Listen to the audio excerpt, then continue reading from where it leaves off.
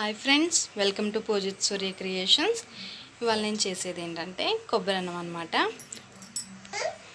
మనం కొబ్బరి పాలు, కొబ్బరి తురుము, దాల్చిన చెక్క అంటే పలవా దినుసులు అనమాట, ఒక ఉల్లిపాయ, పచ్చిమిరపకాయలు, పుదీనా, కొత్తిమీర, నానబెట్టుకున్న బియ్యం అనమాట. ముందుగా మనం స్టవ్ ఆన్ చేసుకుందాం. తగినంత ఆయిల్ పోసుకుందాం. ఆయిల్ పోసుకొని ఇప్పుడు మనం పల్వా దినుసుల్ని ఆయిల్లో వేసుకుందాం. నూనె కాగిన తర్వాత వేయాలండి. కొంచెం లైట్గా నూనెలో వేయితే చాలు ఇవి. ఇప్పుడు మనం ఉల్లిపాయ, పచ్చిమిరపకాయని యాడ్ చేసేసుకుందాం దీంట్లో. యాడ్ చేసేసుకుందాం.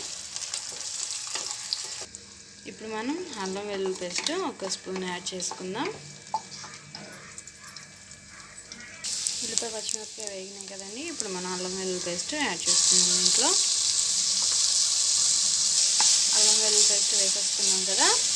మనం అల్లం వెల్లుల్లి పేస్ట్ పచ్చి వాసన పోయేదాకా వేయించుకోవాలన్నమాట. ఆయిల్లో వేయించేసుకున్నాం కదా. ఇప్పుడు మనం కొబ్బరి తురుముని యాడ్ చేసుకుందాం దీంట్లో.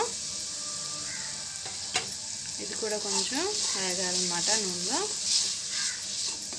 మసాలా ఇప్పుడు అల్లం వెల్లుల్లి పేస్ట్ ఉంది కదా, అది కూడా కొంచెం పడుతుంది కొబ్బరికి. మనం ఇప్పుడు కడిగి పెట్టుకున్న పుదీనా, కొత్తిమీరని యాడ్ చేసేసుకుందాం. యాడ్ చేసుకుని కొంచెం అటు ఇటు తిప్పుకోవాలన్నమాట. మనం చిటికెడు పసుపుని కూడా యాడ్ చేసుకుందాం కలర్ కోసం. మరీ ఎక్కువ వద్దండి, చిటికెడు చాలు.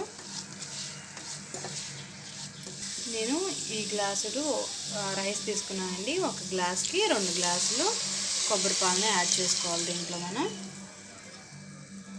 వాటర్ ఏమి యాడ్ చేయక్కర్లేదు. మిక్సీ పట్టేటప్పుడు కొంచెం వాటర్ పోస్తాం కదా, అది వడగట్టినప్పుడు ఇంత మనకి వస్తుంది. 2 గ్లాసులు వచ్చేస్తుంది. 2 కొబ్బరికాయలు తీసుకున్నాను నేను. 2 చాలు, ఎక్కువ అక్కర్లేదు. ఇప్పుడు మనం తగినంత ఉప్పుని దీంట్లో యాడ్ చేసుకుందాం. అంటే ఉప్పు లేకపోతే మనకి టేస్ట్ తెలియదు అనమాట. రైస్లో చప్పగా ఉంటుంది కాబట్టి మనం ఉప్పు కంపల్సరీగా వేసుకోవాలి. దీన్ని మనం మరిగేదాకా ఉంచుకోవాలి. ఈ మరుగుతున్న పాలలో మనం కడిగి పెట్టుకున్న రైస్ని వేసేసుకుందాం. అంటే కొంచెం కూడా వాటర్ ఉంచుకోండి, ఎందుకంటే మళ్ళీ ఎసరు ఎక్కువైపోయి అన్నం చీడిపోతుంది అనమాట. మనం ఇప్పుడు రైస్ని యాడ్ చేసేసుకున్నాం కదా, కొంచెం అటు ఇటు తిప్పుకొని ఇప్పుడు కుక్కర్ని మూత పెట్టేద్దాం. 3 విజిల్స్ రానిద్దాం. 3 చాలండి, ఎక్కువ అక్కర్లేదు. 3 విజిల్స్ వచ్చాక మనం తీసేసుకుందాం.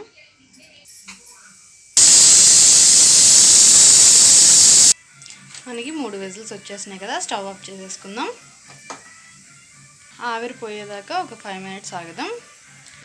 ఇప్పుడు మనం కుక్కర్ విజిల్ ఆరిపోయింది కదండి. ఇప్పుడు మనం మూత తీసి చూద్దాం.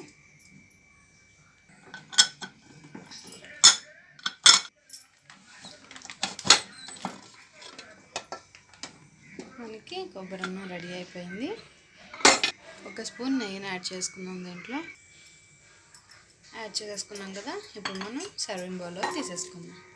ఒకసారి మొత్తం కలిపేసుకొని మనం సర్వింగ్ బౌల్లోకి తీసేసుకుందాం. అంటే నెయ్యిని యాడ్ చేసాం కదా, కొంచెం టేస్ట్గా ఉంటుంది.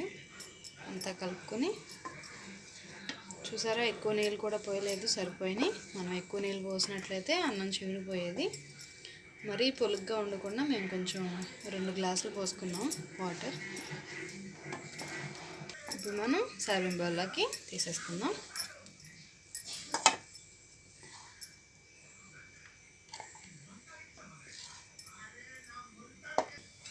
ఓకే, మన వేడి వేడి కొబ్బరి అన్నం రెడీ అయిపోయింది కదండి. ఈ వీడియో మీకు నచ్చినట్లయితే లైక్ చేయండి, షేర్ చేయండి, కామెంట్ చేయండి, సబ్స్క్రైబ్ చేయడం మటుకి మర్చిపోకండి.